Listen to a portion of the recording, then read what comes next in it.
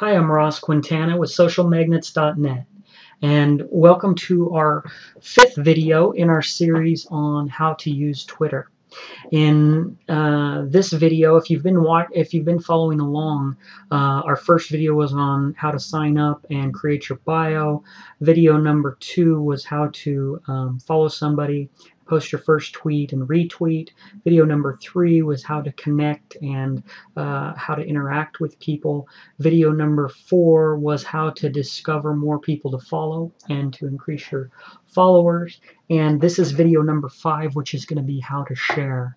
And it's going to be about how to share content from around the web and how and what you should share, and kind of goes into details with that a little bit. So basically, if we go back to our Twitter account that we set up, we have new user here is our guy that the profile we originally created, and you can see he's tweeted 5 times so far. He's now following 11 people. We did that in the last video. We followed some more people, and he has 1 follower still, which was me. I originally followed him back.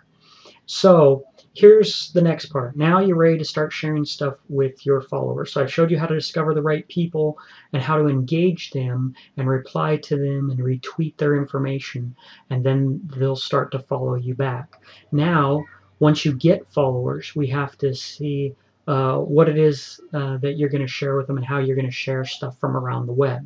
So a lot of websites have built-in sharing capabilities, but let's pretend that they don't.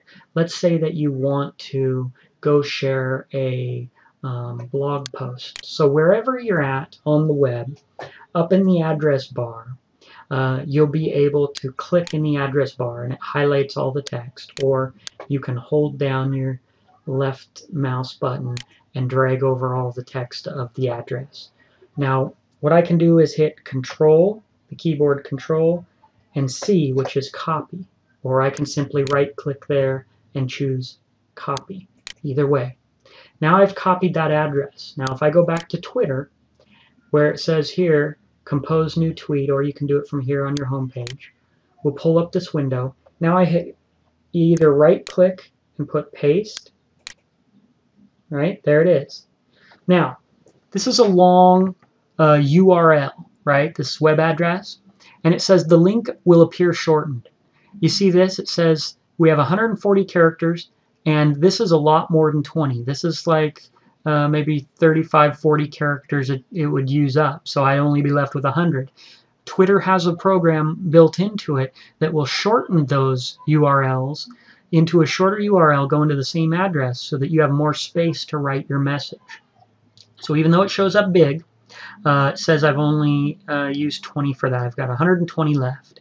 Now the cursor is here. I can either press the space bar and start typing afterwards, but generally what you want to do is put the link at the bottom. Now later when you get more advanced, you'll learn that sometimes links in the middle of the text get clicked pretty well, but you probably don't want to have the link first, because you want to have your title to catch their eye so that people will actually click it. If it's your blog, you want them to go to your blog. If it's something that you're sending them to, like you want them to go check out this article on Twitter, you could type in the title of the article, which would be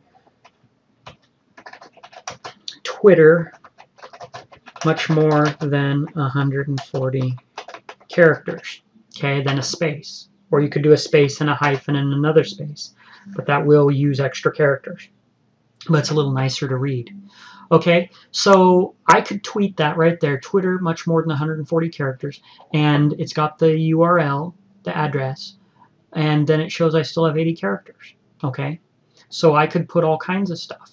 Now I could put, if I didn't want to put the title of the post, I could say, hey guys, check this out. But if you do something like that and they don't know what it is, they might not click on it. Another alternative, I could say, great article on using Twitter. Okay, that's a little bit better, but it's probably best for the most part to put in the title, which is Twitter so much more than 140 characters. Okay? So if I put that in, the reason why I say to keep the title a lot of times is because the person who wrote that article, if it's your article, you've thought out the title to be as catchy as possible. So it's already, the work's done for you. You don't need to rewrite the title.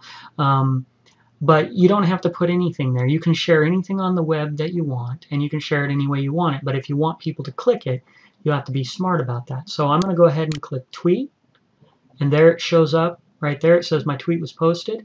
And you see this, it says, okay, Twitter so much more than 140 characters. You see that short link? If I click that, it's going to take me right to the article, or it'll take any of my followers who were watching that straight to the article. Okay. Now, there's another option that you have. Okay, we'll go back to this site. Right, I like this post.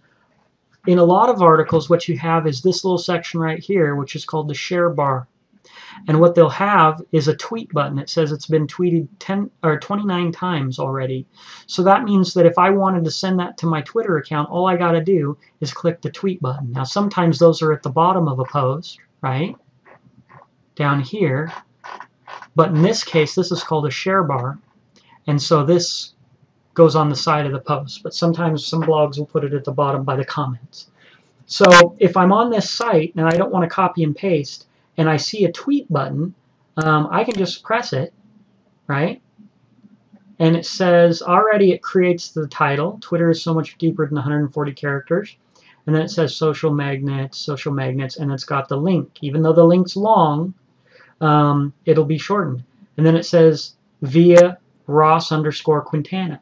In other words, what that means is when you press the tweet button, it knows who the owner of that article is, and they have a Twitter account, so it's giving them credit. So this is a great way when you're sharing someone else's stuff, by letting them have that credit, then they're going to see, oh, you posted my article. And when you mention their name, that's going to show up in their activity feed, and then they're going to be able to click your profile and follow you or say thank you.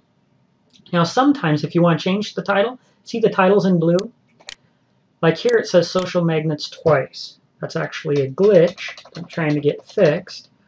But if we delete that part so it only says once, look at, I got more characters back. Now, if you wanted to take the via Ross_Quintana and not mention me, you could do that. Or you could change the title altogether. But usually, again, it's already optimized. So you don't have to change anything. You can just hit tweet if you want. And it shows here your new user right here, your name, and that you're going to tweet this. Now this was already built into the site, and then it's going to take this number up to 30 and show them that this article has been tweeted 30 times. Now the nice thing about the number counters, the person says, why have number counters, is that it gives you an idea how much people like the article by how much they're willing to share it. Now sometimes an article's new, it may have only been shared a couple times, but if an article's been shared a whole bunch of times, you can bet that that's good, useful information, and if a lot of people find it good enough to share to their crowd, then it's probably a good bet for you to share it, because there may be a little bit of buzz about it, and it may be exciting. Everybody's talking about it. So I can click tweet here. Now, if you weren't logged in, it would have asked you to log in, and with one click you could have logged in and then tweeted it. So now next time someone comes to this page, this number will be a 30. So that's another way to share it. So built-in tweet buttons is another way to share. Now let's go to YouTube. Let's say you want to share a video.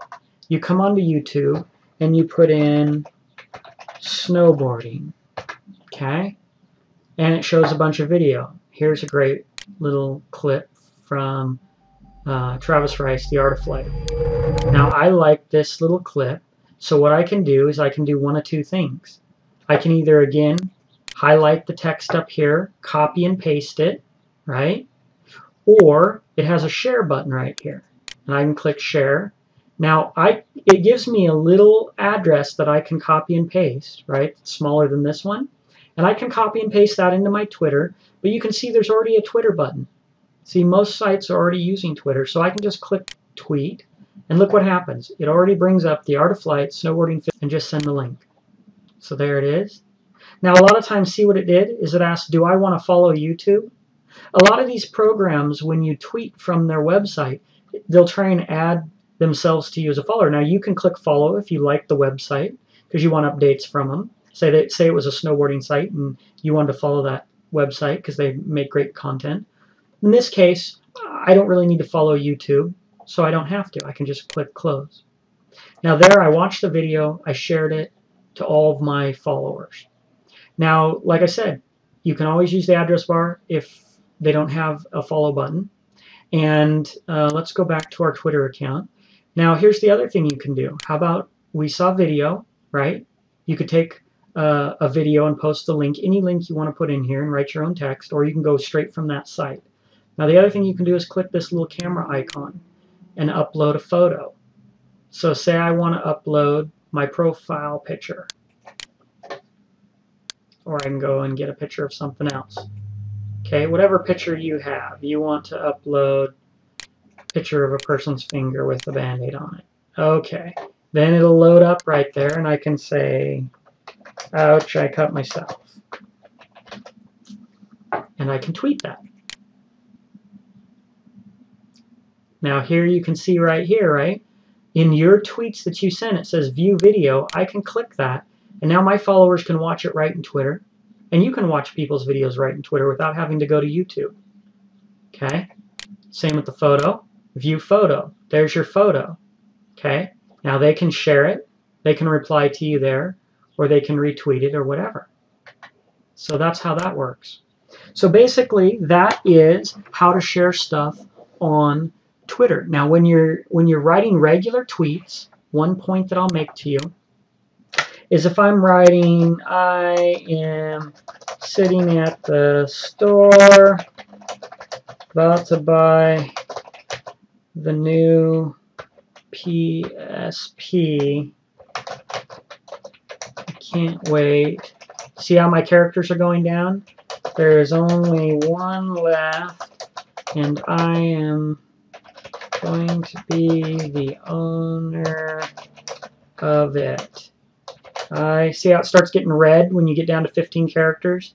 I will see you guys. Now it starts going negative. I'm -2. That means I've used too many characters, and it won't let me tweet it until I delete some of those characters down to 0. Then the button becomes active. Now understand too that if I use up all of the characters, okay, and someone wants to retweet my message, they won't be able to because it has to add their or your username to it to say who it was that's being retweeted. So if you want someone to share your information, you need to leave at least 20 characters back there. So you're going to have to cut yourself short. I will be the first, instead of spelling it out, owner. Okay? So now I tweeted that out. Okay, so that's a simple little tip for how to share information. So in this video, what we learned how to grab content off the web through the address bar, how to use share bars, and how to share videos and also images uploaded from our computer. Okay, next time we're going to go into even more techniques on how to get followers, some do's and don'ts, and some proper etiquette to make sure that you don't get unfollowed. All right, until next time, check out socialmagnets.net. Thanks.